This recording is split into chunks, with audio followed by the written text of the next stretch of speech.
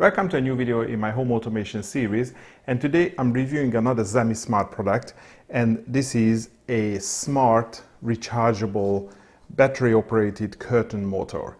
And this unit is designed for curtain motors, fabric blinds, or fabric curtains or Venetian blinds that are usually operated with a bead chain, because the idea is that you have this main motor unit and you can thread the bead through this gear here on the top, and then you fix it on the wall, and then this is going to open or close your curtain. So it's obviously not those plastic or metal shutters that go outside of your window. And within the whole box, as you can see, the main components here, you are getting the motor, you are also getting a remote that you can operate the blinds up, down and stop it. And I'm assuming that maybe this was designed and not a smart unit, because there is this separate USB device, and this will connect to either Smart Life or the Tuya Smart app, so you can control your curtains from your phone as well. And because the whole unit is battery operated, I think this is ideal to be installed maybe after the fact, once you finish your house and you haven't thought about powering your curtains remotely. So you can just have this unit on the wall, and of course you have to charge it from time to time. There is a charging socket on the bottom, and well, this is going to, just work over the Wi-Fi and the remote, and being battery operated. And I asked the seller, and they said that the battery inside it is going to last for about 5 months. I guess, it may vary depending on the use. By the way, you can see some specs here in terms of the torque of the motor and current rating. That doesn't say much about the actual battery inside, how big it is. And to be honest, I like things that can be controlled locally. So if I don't want to, I don't need to find my phone, unlock it and find the app just to open my blinds. So you're getting this remote as well that you can place on the wall or sort of anywhere in your room and operate it. And as I said, there is this separate converter unit which is for the internet control, and it has a USB plug, and that USB plug is only for power. So you need to provide a USB socket or a USB wall charger to power this unit. But it's a fairly small unit, and that's pretty much it. When you buy this product and you unbox it, the motor, the remote and also the USB unit, or they call it the converter in the manual, it's all paired together. So all you need to do is just basically hook it up and install it, and it's ready to go. The remote is going to work with the unit. So this is actually quite nice. I also asked the seller, and this converter can only control one motor. So if you have several blinds in your room, unfortunately you have to have several of these units. The only good thing is that both the motor, the remote and the unit communicate over 915 megahertz RF. So you can hide these receivers or these converters out of the way, maybe in a cabinet. And again, if you have multiple in the same room, unfortunately you probably have to buy a separate, maybe like a multi-port adapter, and then just power all of them. But at least it can be hidden out of sight. In the remote you are getting 3 buttons, up and down and stop, and you can program the unit itself or the motor itself to remember the top and the bottommost positions. So this way it can be customized to any blinds, whether you want them to fully close or just partially close, maybe if there is an obstruction. And also it is possible to program midpoints in between. So when you press the open or the close button on the remote, it's actually going to stop on those midpoints, and you have to press them again either to advance to the next midpoint or go all the way either fully closed or fully open. There are a few more bits and pieces that you are getting with this product. So first of all, there is a holder for the remote as well. So if you want this remote to be permanently mounted on the wall, you can use this mount. It looks like that it has a magnet as well, and sticky tape as well, so you can stick it on a wall or just to screw it, and at least there would be a permanent place for your remote. You are also getting a charging cable, so it just needs to be plugged into a USB charger. Again, you have to provide your own, and then this charger plugs into the unit like this, and this is how the battery gets recharged.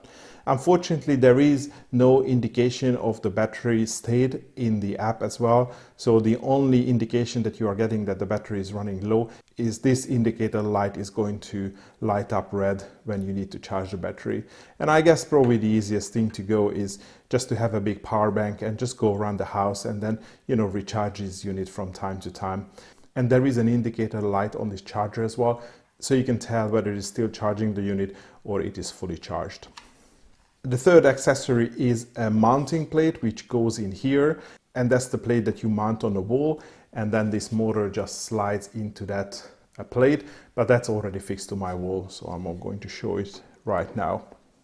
And of course this unit works with multiple bead chains, and you are getting different type of gears and you just need to pick the one which suits best your, you know, bead chain.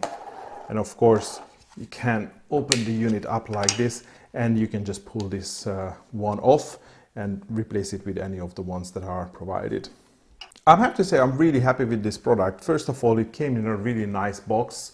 You know, nothing fancy, it's a very clean design, and when you open the box you are getting compartments for each of the different bits that you are getting in the kit, and there is a one-pager, well actually like a, you know, two-sided instruction manual, so you can see the actual part number here, and it is a very clear English instructions. So first of all, it tells you what are the different components and sizes that you are getting with the kit and how you install it. So you fix the wall panel in place, and then you can slide the motor unit, so this big unit, into that mount, and you just feed in your bead, and that's it. And as you can see, there are multiple steps here, so that helps you to sort of like ratchet in and then tension the bead. And on the second side, it talks about how you can set up the upper and the lower limit. Before you set the limit, then your blind is going to move very, very slowly. So you can use either the buttons here on the motor or the buttons here on the remote to move the blinds up and down. And when you have either the up position or the down position, you press the set button and the top button for both the up and the down position. And the unit will remember what is the sort of the limits, the upper limit and the lower limit.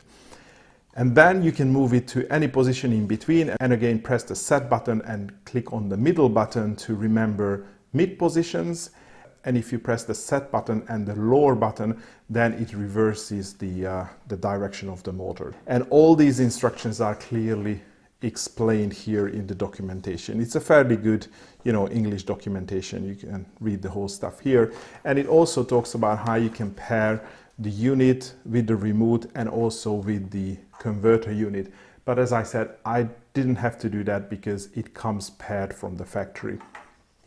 And probably last but not least, you have some instructions how you can set up the converter or how you can pair the converter with the app. But that actually works exactly the same way as you pair any other Wi-Fi device in the Tuya Smart app. So, you know, there is nothing special about that, but you can follow the instructions here and then it's going to tell you how to do that.